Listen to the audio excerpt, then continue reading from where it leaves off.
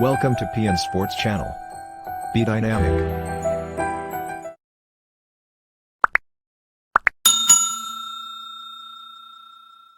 नमस्कार दोस्तों, एक बार फिर आप सभी के इस चैनल में स्वागत है और आप जो है देख रहे हैं स्पोर्ट्स अपडेट में हम शुरुआत करते हैं एक बार फिर पैरालंपिक्स से, जहां पे कल भारत के दो मुकाबले खेले गए, जो कि पैरालंपिक टेबल टेनिस की मैं बात कर रहा हूं, जहां पे सोनल बेन मधु भाई पटेल और साथ ही साथ भविना हसमुख भाई पटेल दोनों अपने मैच राउंड 1 के गवा चुके हैं। अभी उनके लिए उम्मीदें बाकी हैं अगले राउंड की, लेकिन पहले दिन के हिसाब से भारत के लिए थोड़ी सी निराशाजनक बात जरूर वहां से निकल के आई है। लेकिन आने वाले समय में आज किसी भी तरह का पैरालंपिक में भारत का कोई भी मुकाबला, कोई भी इवेंट नहीं है भारतीय पैरा एथलीट्स का। लेकिन कल 27 अगस्त को वहां मुकाबले होने हैं, जहां से भारत के लिए कुछ अच्छी खबरें निकलने की काफी उम्मीदें हैं।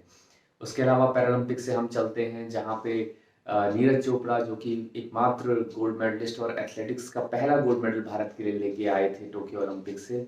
और पिछले कुछ समय से लगातार जो खिलाड़ियों की के लिए डिफरेंट तरीके से सेलिब्रेशन और फंक्शंस जो ऑर्गेनाइज किए जा रहे हैं हर स्टेट गवर्नमेंट और अलग अलग ऑर्गेनाइजेशन के द्वारा, तो वहाँ पे नीरज चोपड़ा के द्वारा एक बयान आया है कि जहाँ पे उन्होंने ये कहा है कि हमें सिर्फ एक मेडल से संतुष्ट नहीं होना चाहिए। एक गोल्ड मेडल हमारे देश के लिए काफी नहीं है। उन्होंने कहा है कि आगे भी और भी नंबर हमें इसके बढ़ाने होंगे, तब जाके जो है हम एक तरह से जस्टिफाई कर पाएंगे अपनी कंट्री के हिसाब से अपने जो मेडल्स हैं। इतने लंबे समय से पहला जो है एथलेटिक्स का गोल्ड मेडल हमारे पास आया, बल्कि एकमात्र मेडल एथलेटिक्स में हमारे पास आया। तो उसके बावजूद उन्होंने कहा है कि अभी संतुष्ट नहीं होना चाहिए, ये सेटिस्फेक्शन का दौर नहीं है। उन्होंने कहा है कि अभी इसको और आगे बढ़ाना चाहिए और आने वाले टाइम में एथलेटिक्स में या टोटल नंबर ऑफ टैली जो होगा ओलंपिक में, उसमें अपने आप को बढ़ाना होगा। उसी के साथ साथ उन्होंने एक जिक्र किया जहाँ पे उन्होंने उस किस्से को एक बार अपने सभी लोगों से ये बात कही, जहाँ पे फाइनल इवेंट जब उनका होने वाला था, उन्होंने कहा है कि जब मैं फाइनल इवेंट करने, मेरा नंबर जब आने वाला था मेरे इवेंट का, तो वहाँ पे मेरा जेवलिन जो है वो मिसिंग था।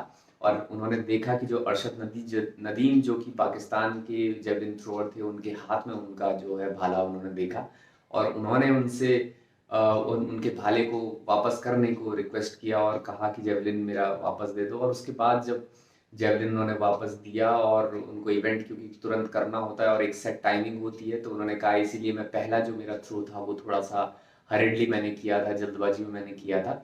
तो ये एक थोड़ा सा एक हास्यास्पद जो किस्सा है वो नीरज चोपड़ा ने साझा किया है।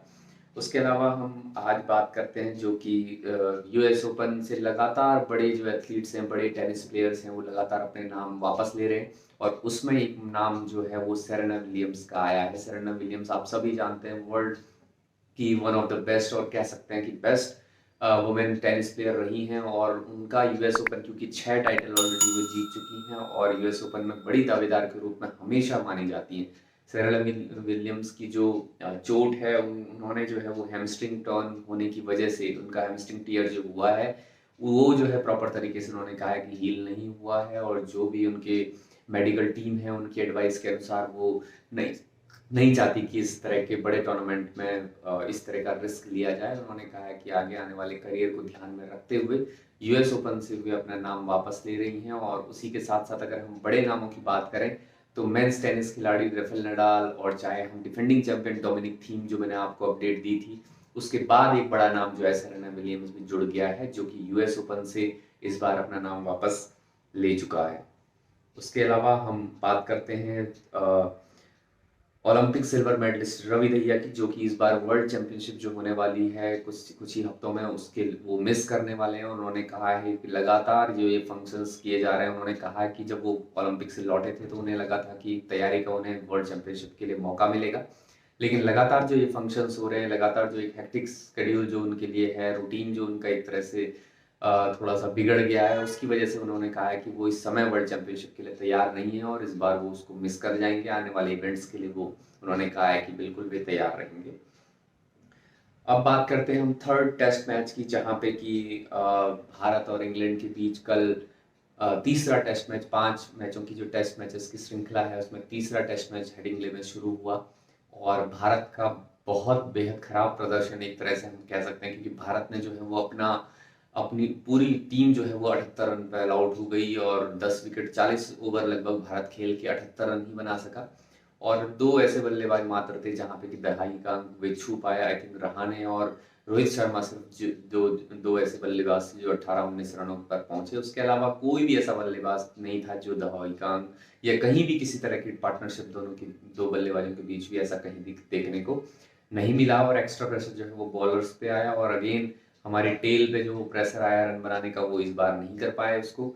और साथ ही साथ हेडिंगले में जहाँ पे ये लग रहा था कि भारत भी कुछ जल्दी अर्ली विकेट लेके देगा, लेकिन कहीं ना कहीं सारे गेंदबाज जो है वो अभी तक विकेट लेने में नाकाम रहे हैं। और अभी भी जो 42 ओवर खेल चुका है इंग्लैंड और 120 रन पर बिना विकेट किसी भी विकेट के नुकसान के बिना जो है वो 120 रन बना चुका है और लगभग 42 रन से लीड इस समय इंग्लैंड कर रहा है इंग्लैंड में। तो ये टेस्ट में लगभग पूरी तरह से हर सेशन में डोमिनेट किया है अभी तक इंग्लैंड ने। तो उम्मीद आज है कि भारत जो है वो अर्ली जो है सुबह सुबह वहां पे विकेट ले ले और उसके बाद जल्दी कम से कम लीड के साथ जो है वो ऑल आउट करे इंग्लैंड को और वापस जो है अच्छी बल्लेबाजी करके थोड़ा सा इस टेस्ट मैच में अपनी बढ़त बनाए। ऑलरेडी जो है वो भारत पहले से 1-0 से आगे है, लेकिन अगर ये मैच ड्रॉ हो जाता है तो कहीं ना कहीं ये कॉन्टेस्ट है ये अपने आप में आगे आने वाले टाइम में और भी स्ट्रगलिंग हो सकता है भारत के लिए।